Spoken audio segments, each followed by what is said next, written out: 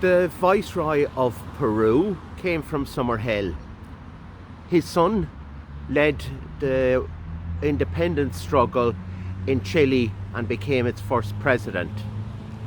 Ambrose Higgins, or Ambrose O'Higgins, was born in Ballinary, Sligo, about 1720 or 1721, to Charles and Margaret O'Higgins. The family were evicted and they came to Summerhill to settle as tenant farmers in Clondougan. Here they were in the service of the Rowley Langford family of Summerhill House. There is a headstone to a Higgins family in the Moy graveyard dating from 1762, and a headstone in Ahar to a Higgins family dating from 1802, but it is not clear if any of these are related to Ambrose O'Higgins. Ambrose went to Spain in 1751 to work in Cadiz for the Irish merchant firm of Butler. On its behalf, he undertook a commercial journey to South America in 1756, taking the opportunity to visit his younger brother William in Paraguay. William later became a captain of the Spanish troops and colonial administrator in Paraguay.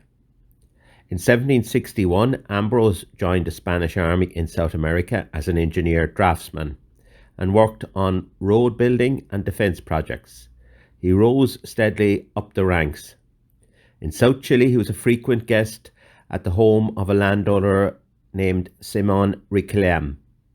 In 1778, he had an affair with Requiem's teenage daughter Isabel, which resulted in a son, Bernardo. Ambrose paid for the education of Bernardo, but it is said he never met his son. During his late teens, Bernardo was sent by Ambrosio to a Catholic boarding school in Richmond upon Thames, where he was influenced by a Venezuelan revolutionary. When word of his son's association with this enemy of the Spanish crown filtered back to Lima, Ambrosio ordered his European friends to disown the boy. By about 1788, Ambrose had adopted O'Higgins as his name. In 1795, he was created Baron of Ballinary and appointed Viceroy of Peru, the highest royal official in Spanish America. O'Higgins used his position to abolish the system of forced labour for indigenous peoples. In 1801, Ambrose died and surprisingly named Bernardo his heir. Bernardo O'Higgins, he took his surname in violation of his late father's wishes, was now one of the richest men in South America. Bernardo O'Higgins returned to Chile in 1802 and became a farmer. However, in 1910 he joined the movement to liberate Chile from Spanish colonial rule.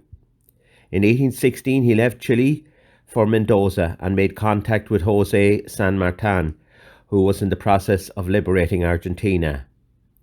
Meanwhile, the liberation movement in Chile was in danger of being defeated by the Royalists. The turning point came in 1817 when San Martin set up a 5,000-strong Army of Liberation, which marched into Chile and crushed the Royalists. After San Martin declined the post, O'Higgins was installed as the supreme dictator of Chile in 1817, in effect the first president of independent Chile. He remains a national hero there and appears on its coinage and notes. While his father had been a conservative and a monarchist, Bernardo was a revolutionary and an exponent of liberal republicanism. Bernardo is commemorated with a memorial in Merrion Square, Dublin, and there are memorials to Ambrose and Bernardo in Sligo, but none in Summerhill.